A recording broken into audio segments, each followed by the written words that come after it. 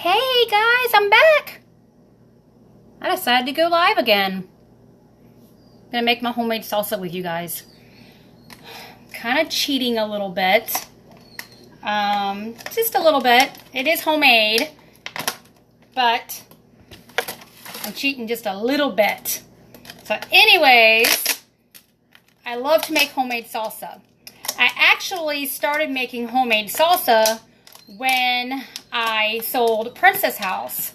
That's how I learned how to make my homemade salsa. When I used to sell Princess House, we actually did quesadillas and homemade salsa at the parties. So that's how I learned how to do it.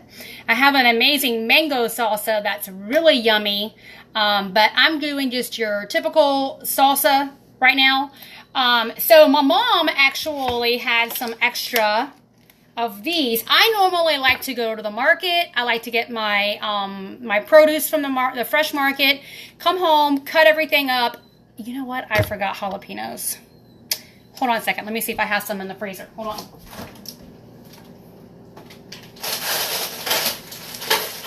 Nope, I don't have any jalapenos. So we're not going to have jalapenos. Just thought about that. Oh my goodness, I forgot my jalapenos. But anyways, last time I cut up a bunch of jalapenos, I got what they call pepper hands. If you have not had pepper hands before, you don't want it. It was horrifying for me. But anyway, so we're not doing jalapenos. So anyways, my mom had some of these left over. So actually, I'm not doing my fresh recipe, but it's still going to be homemade. So what's in here is some tomatoes, onions, and bell peppers. And I'm going to add in, I normally do fresh garlic, but I forgot to get that too, so I'm having to use garlic powder. But fresh garlic is the best to go in your homemade salsa. So I got, this is my little, this is actually my little food processor that Princess House used to sell. This was one of my favorite little gadgets that they had. They don't have it anymore. So you can use any kind of food processor. So, anyways, I could use cayenne pepper flakes, but I'm not going to do that. I'm actually going to just do regular salsa without the spice.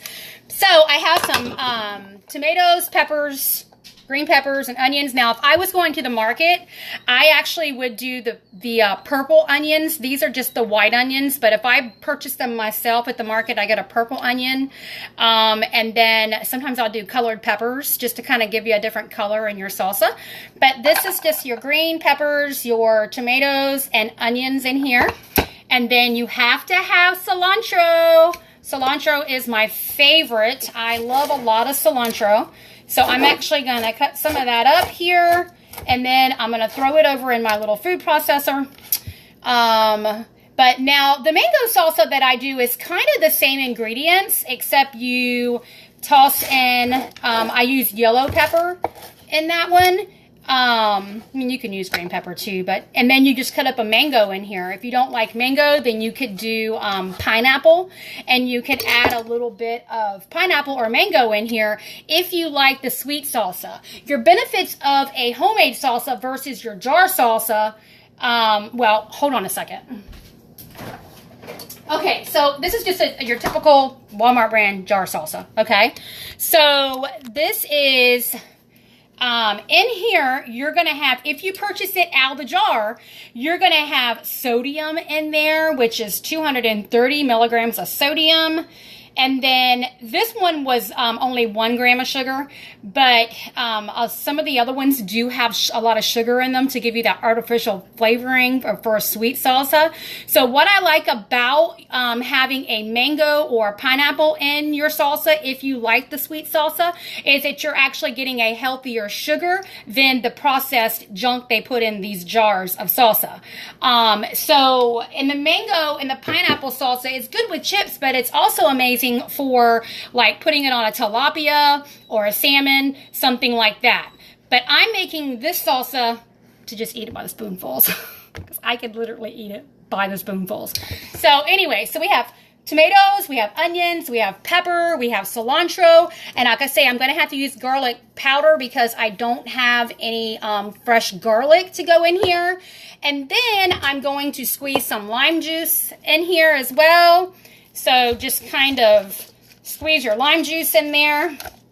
And then I have more of these ingredients that I'm going to add, but right now I'm just going to mix a little bit at a time. Probably have to make this in batches because this little food processor is small. And then basically just mix it up to whatever you like it. I do like a chunkier salsa, so I will make mine chunkier. But anyways, if you like it to be a soupier salsa, you actually can add a little bit of to V8 or something like that. Yeah, mango salsa is great on fish tacos. I love fish tacos. Ooh, you know what? I might make me fish tacos and make them the quesadillas, the chicken quesadillas. That sounds good because I love tilapia or mahi-mahi fish tacos. If you guys like fish tacos and you live in the DeLand area, The Bite, it's in downtown. I haven't been there in probably a year or so, but oh my God, they have like the best fish tacos at The Bite in DeLand. I love those fish tacos.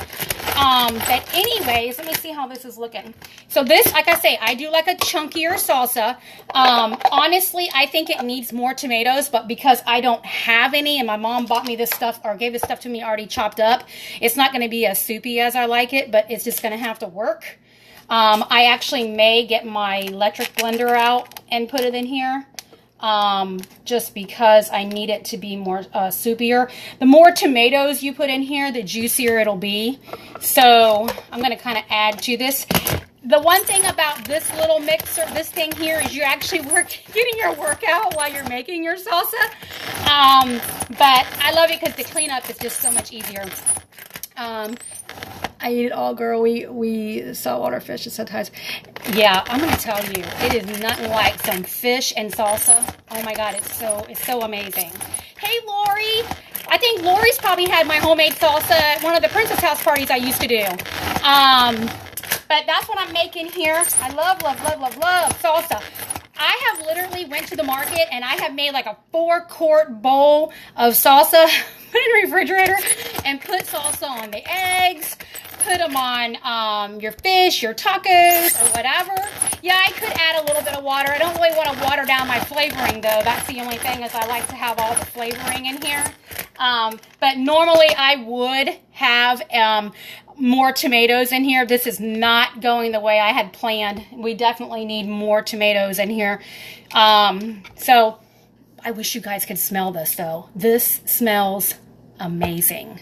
Amazing. I should have grabbed another tomato. I hate when I start making something and I don't have enough of it. This one has a little bit more tomato, so I'm going to mix it up in here. But anyways, really quick, if you're just popping on, if you want to know what I put in here, tomatoes, onions, bell pepper, cilantro, lime. I could add some more lime juice. That'll help it. Lime and garlic in here. And if you like it spicy, dice you up a few jalapeno peppers, put it in your mixer, mix it up, and you have yummy salsa. And I'm still making this, but I'll kind of give you a look at it. Look at that. All your color in there. Take you some chips and eat them. If you're looking for low calorie or low carbs, I actually make cheese chips where I take cheese. Those of you that's followed me for a while, you know I used to sell cookware. So I have like the top of the line Princess House cookware. And what I really loved about that cookware is that you could actually make cheese. You could take it and stick it on the pan, and you could make, I used to demonstrate it all the time, like a quesadilla. It is so yummy, Joseph. It really is. But you can make, like, if you're doing the keto diet, you can do in my skillet, or, you know, if you don't have those type of skillets, you can actually do them in the oven and make them, where you can take cheese and put them on the pan, and you can make your little cheese chips. So those are like high protein if you're doing the keto diet and you're trying to stay away from the chips. So that would be a great alternative. I actually do my, when I make a taco shell, hold on, Sean. When I do my taco shell, I actually take the cheese, melt it in the skillet, and flip it over and make it like a crunchy tortilla. And you could actually make that as your taco shell, to where you're having a whole keto taco and you're not having any carbs with that. So that's just some extra tips that I wanted to share with you guys. I'm going to go ahead and do my full body work, my upper body workout in here. Woo, woo, woo. I could use it. And get my salsa going, because I literally probably going to sit down with a small bowl of salsa and eat it. You guys have an amazing night. Talk to you later. Bye.